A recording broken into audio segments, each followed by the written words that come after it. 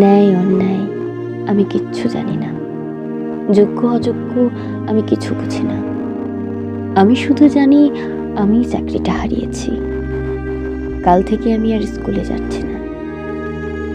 গত কয়েক বছরে স্কুলটার প্রতি বড্ড মায়া জমে গেছে। মায়া জমে গেছে কুচি কুচি মুখগুলোর প্রতি।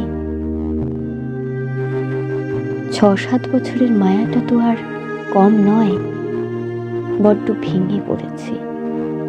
ভাবছি কাল থেকে আর স্কুলে যাব না। খবরের কাগজে দেখলাম অন্যান্য কলিগরা অবশ্য এখনো স্কুলে যাচ্ছে। ছোট ছোট ছেলে মেয়েগুলোর পরীক্ষা চলছে, তাই হয়তো। রাস্তায় বেরোনো এখন আমাদের কাছে লজ্জার বিষয়। মাথা তুলে দাঁড়াতে পারি না কারো সামনে।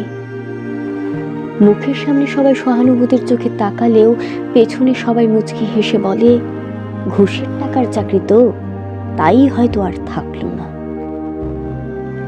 খবরের কাগজ, নিউজ চ্যানেল কিছুই আর ভালো লাগছে না।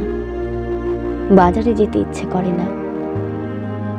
এ কদিন ঠিক করে রান্না করেনি সুবর্ণাও ভেঙে পড়েছে খুব। কাল সন্ধ্যায় শ্বশুর মশাই একবার ফোন করে সুবর্ণাকে বোঝাচ্ছিল, আমার সাথে কথা বলেনি।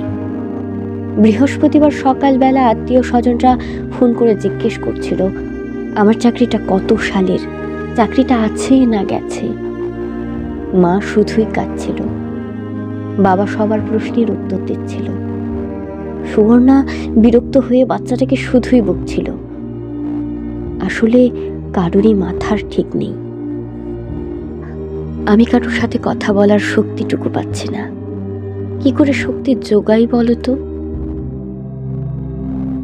তখন আমার ক্লাস 10 মাধ্যমিক। বাবার হাড় ভাঙা খাটুনি, মায়ের স্বপ্ন। বাবা মানুষের বাড়ি কাজ করে আমাকে পড়িয়েছিলেন। ভালো নম্বর পেলাম, যাকে আপনারা বলেন টপার। স্বপ্নের একটা সিঁড়ি তৈরি হলো।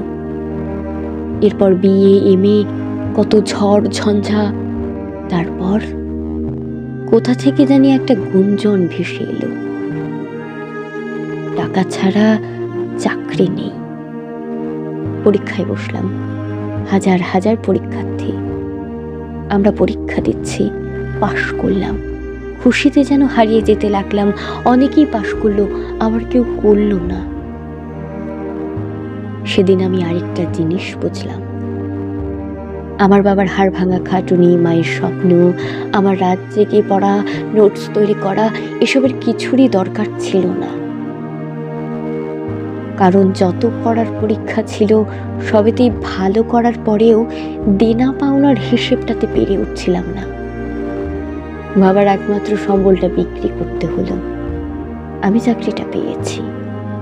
আমি জানি আমি কোনো অন্যায় করিনি, আমাকে দিয়ে অন্যায় করানো হয়েছিল।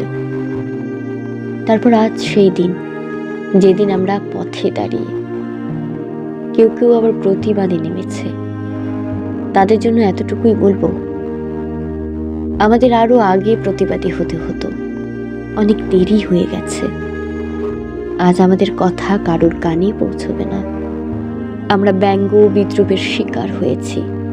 আমাদের দেখলে যারা শ্রদ্ধায় মাথা নত করত, তারা আজ আমাদের দিকে লাঠি ঝাঁটা নিয়ে তেড়ে আসতে দ্বিধাবোধ করবে না। চারিদিকে শুধু লজ্জা। এই লজ্জা মৃত্যুর চেয়েও বেদনাদায়ক।